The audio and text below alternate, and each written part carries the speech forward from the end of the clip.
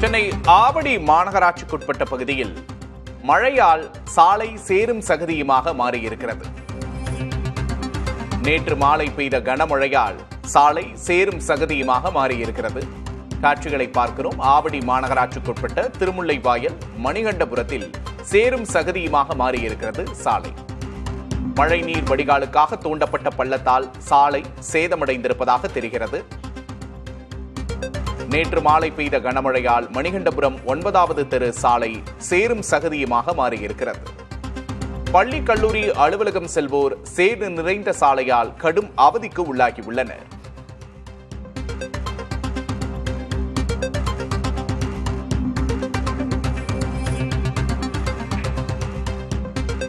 வாகனங்கள் சேற்றில் சிக்கிக்கொள்ளும் அளவுக்கு மோசமாக காட்சியளிக்கிறது அந்த சாலை.